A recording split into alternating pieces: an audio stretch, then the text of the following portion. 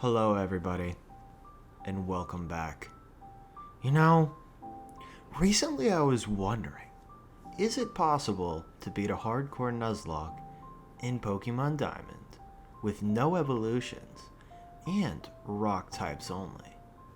This means we would only get Cranidos, Onix, and Geodude. Pretty crazy. Is it possible? Well, I don't really know, but let's find out. And just so you guys know, this isn't a hardcore Nuzlocke, it's just a walkthrough. I choose Piplup because I think Torterra would be the hardest to fight against for my rival, and then right after, I can get my first two encounters, a Geodude and an Onix. But because of the insanity of this run, I decided to give myself perfect Pokemon to simulate a best case scenario. Maybe it was warranted, maybe it wasn't. I guess we'll see by the end of this run. Once we get these two, we can challenge Rourke. But Rourke isn't that difficult at all. All you're going to want to do is edge your Geodude all the way up toward the level cap so you can 1v1 the Geodude that comes out first, and then when you get to level 15, you're going to learn Magnitude, and that's just going to get you through the rest of the fight.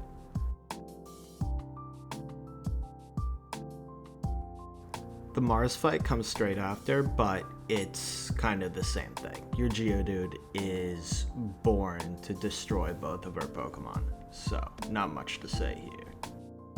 We can go to Eterna City, grab our next encounter, which is a Cranidos.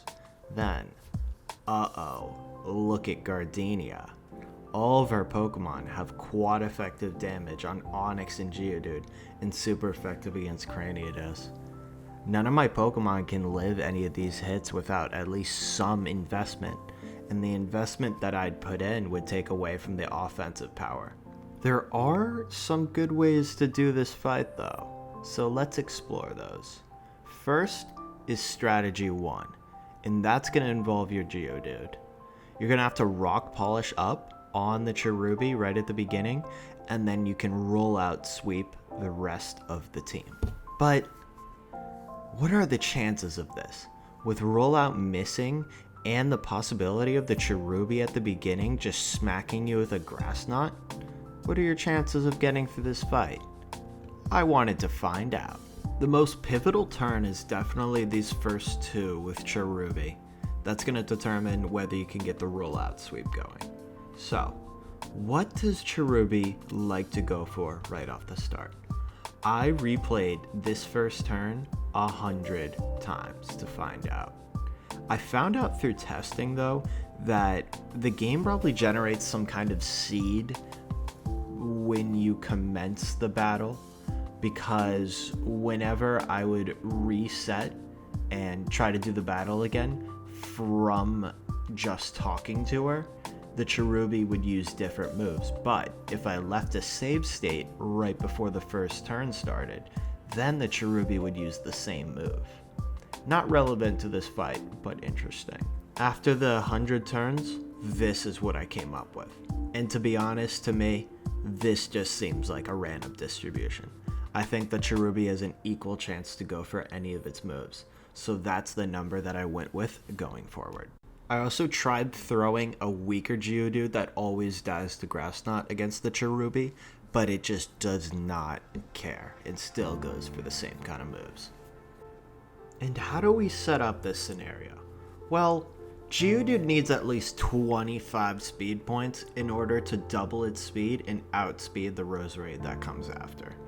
It also needs a little bit of special defense investment, because if you can survive a Grass Knot guaranteed non-crit on the first turn, that's going to increase your chances of winning this fight a lot.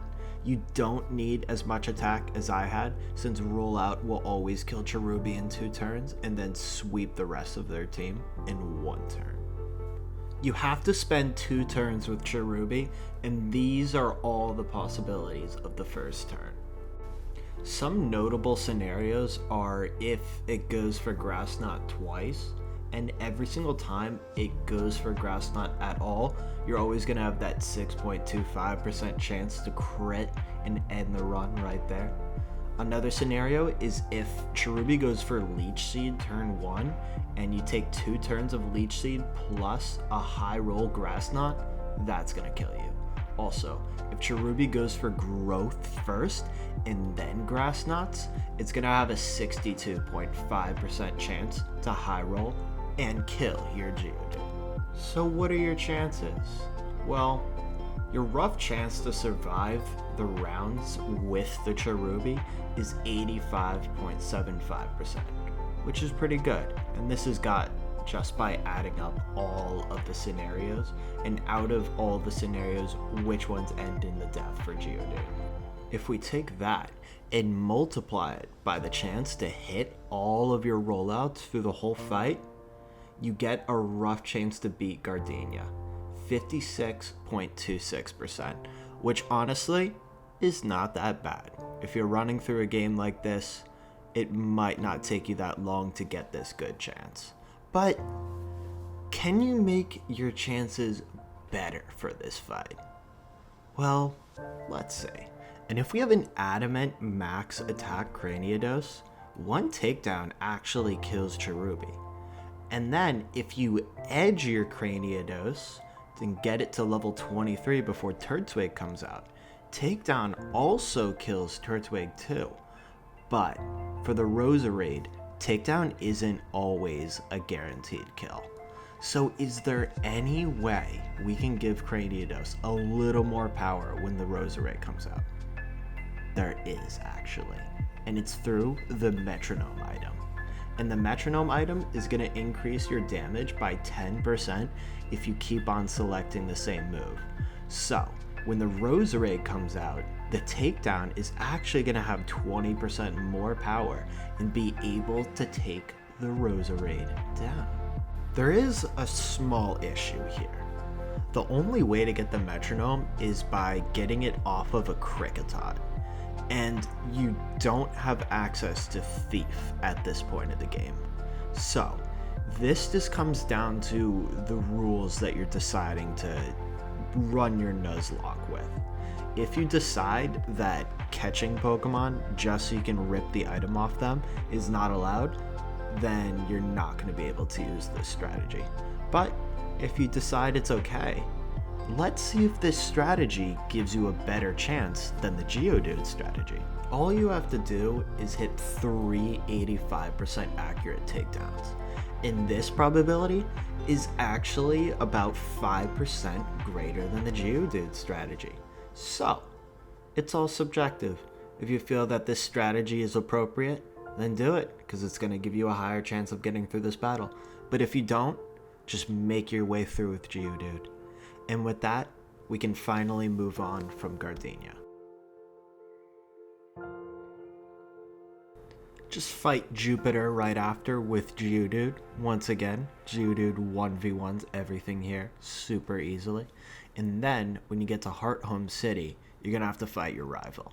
And if you want to guarantee this fight against your rival, you might need to re-EV your Cranidos. And you do have access to EV reducing berries at this point in the game, so it's alright.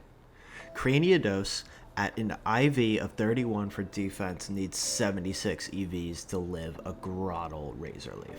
There's no way you're going to one-shot this Grottle, even with the Metronome. So, give your Cranidos the EVs and sweep through this fight.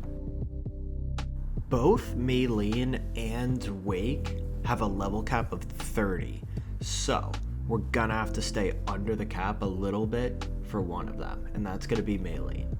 We can also do this using the EXP share and by 1v1ing the scary trainers in Maylene's gym with Onyx. And Onyx is max defense, max HP here, and takes things pretty well from the Machokes, the Machops, and the Metatites. I also found that giving Onyx Toxic here is a good idea, even though you only get Toxic one time during the game. So, if I want to get rid of Toxic on Onyx, I can never get it back again, so it's a big decision. You're also probably going to need Substitute because these low kicks hit really hard in the gym, and the karate chops have a high crit rate, and that's just going to go right through your hardens that you set up. But with that, you can manage your XP well and get into the melee fight with a level 28 Cranidos. There's only one small catch to this fight. Meditite has Drain Punch, which if it crits, it can kill Cranidos. And it also has Confusion too, which has a 10% chance to confuse me. Both of these things can ruin the entire fight. In this case, I just went with the Chopple, and I didn't get confused anyway. The sword stance I set up is just for the Machoke since it will live any other hit without it. I also have Dig for Lucario. And with that, we can get the third badge. I use Cranidos to soak up all the XP for Wake's gym, and then I take him on. And this is what we're gonna do for Wake. One electric type, Natty Gift, is going to destroy the Gyarados in one hit, even through -1. Then, when the Quagsire comes out, we take advantage of it. My Onix is now trained in special defense instead of defense.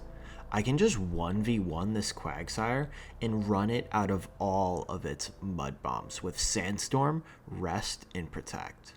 Once the Quag is out of Mud Bombs, I can safely go into Geodude. And all Geodude needs to do is set up 2 Rock Polishes, take out the Quagsire, and I can now outspeed and kill the Floatzel with 1 Soft Sand Earthquake. And that's gonna get me the 4th badge.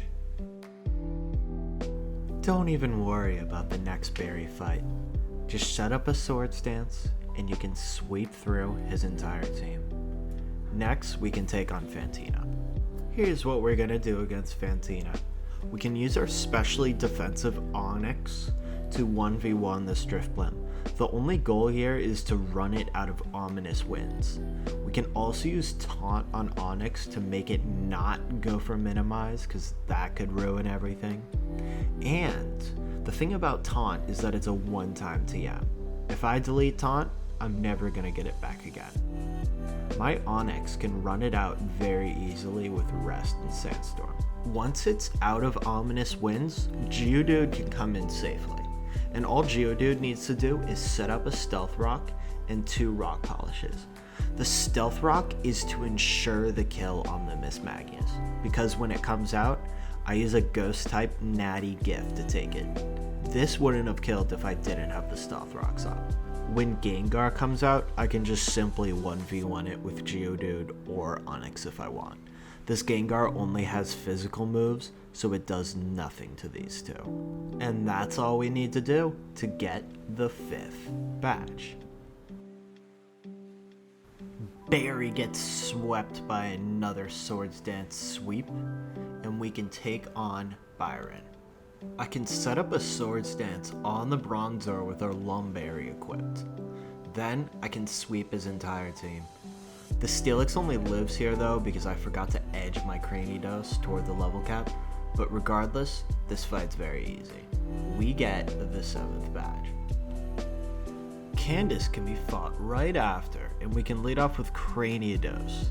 And this Cranidos has the Rindo Berry, so it's always going to live a crit Razor Leaf. And there's 2 scenarios here. Sometimes the Snover just goes for Ingrain and gives me a turn to set up a Rock Polish and a Sword Stance, but if I only get the chance to set up a Sword Stance, that's okay. If I didn't get the chance to set up a Rock Polish, it's all good because I have max defense Geodude with a Yache Berry to 1v1 the Sneasel in the back. I can get all my setups off though, and I can sweep Candace's entire team with Cranidos. And that'll get me the 7th badge. The Spear Pillar events unfold, and I take on Mars and Jupiter. For this battle, I just kind of set up with Onix and just sit there and let Barry do all the work. I even give his Heracross a nice guts boost with my Toxic at some point. This is just to have an easy Mars and Jupiter fight. Onix is always going to be safe here with Substitute and Protect. Once that's over, we can take on Cyrus. And with the Cyrus fight, this is kind of the point in the game where the majority of the tough battles just turned into taking advantage of one Pokemon, stalling it out of its PP, and then setting up with another. And these are usually the best strategies that I can see, just because my Pokemon are so weak, they can't take hits, and Cranidos is the only one with enough power to sweep teams. So I just use Onix and Geodude here to stall the Honchkrow out of all of its PP. And also keep in mind, my position is definitely favorable here, but there is a chance that Honchkrow can string together a bunch of unfortunate crits at a bad time and make you lose this battle. So maybe there could be a better strategy. Once it's stalled out though, I can just go into Cranidos, set up, and sweep the rest of Cyrus's team.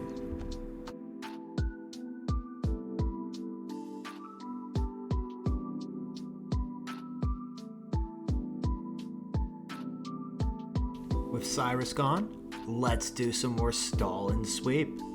For Volkner, we take advantage of Raichu. For Barry, we take advantage of Torterra.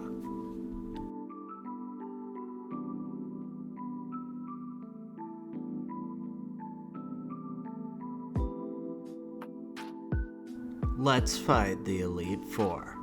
We start with Aaron. And Aaron's super easy. We just lead off with a Lumberry for the Toxic. We can always take a crit from Dustox, set up one Swords Dance, and we can sweep his entire team. Bertha's next, and she's easy too. Her Quagsire's only attacking move is Dig, and if we just put Protect on Cranidos, Quagsire can never hit us. This allows me to set up 2 Swords Dances and be able to sweep her entire team. Alright, so Flint is definitely the most difficult Elite Four, and it's mainly because of his Infernape. His Infernape has Mach Punch, and that can crit kill my Cranidos, no matter how much speed I tried to set up. So, when I'm here against this Rapidash, I have to end the encounter with the Rapidash with a substitute up, and this isn't always the easiest to do. You can have a few opportunities when it uses Bounce or Waste a Turn using Sunny Day, but if it just spams Flare Blitz, which Cranidos can actually live a crit from, you might be screwed here. If you time your substitute and your Rock Polishes correctly, you can make it out of this encounter with a substitute up. You can take out the Rapidash with an Earthquake. The Infernape comes out after, gets taken out by an Earthquake. The rest of Flint's team can't touch either my Geodude or my Onix, so you can just wing it from this point. I just kept my Cranidos in anyway because I still had the sub and I could launch off attacks, but when the Drifblim comes in, I don't have any attacks for it on my Cranidos, so I just go into Onix, stall it out with Toxic, and finish off the Flint fight. The Lucian fight is actually quite easy and guaranteed, mostly thanks to the Torment TM. I can give it to Onix, and Mr. Mime only has Psychic, Thunderbolt, Reflect, and Light Screen, and a crit Psychic doesn't even take out Onix. So if I Torment, Mr. Mime can only go for Psychic every other turn, which means Onix is always safe. Even at the end, when Torment lasts forever on Mr. Mime, it starts to go for Thunderbolt and struggle, which is kind of crazy.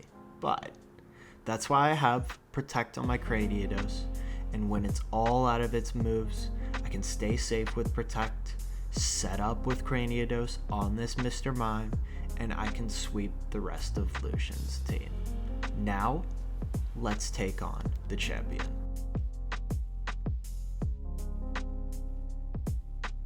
Wow, she's so beautiful. All we have to do here, though, is use Captivate instead of Torment. Captivate is going to get Spiritomb to -6.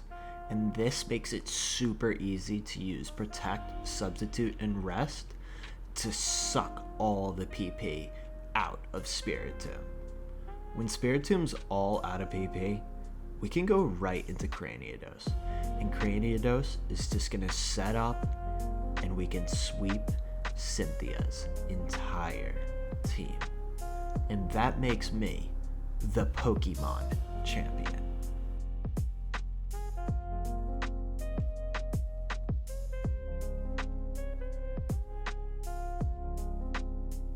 So, is a hardcore Little Lock with rock types only in Pokemon Diamond possible?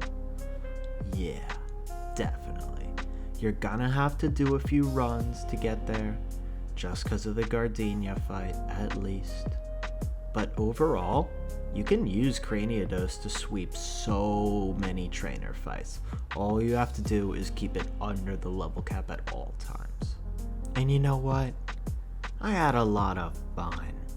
So, leave a like, drop a subscribe, and don't forget to ring the bell notifications. I'll see you in the next episode.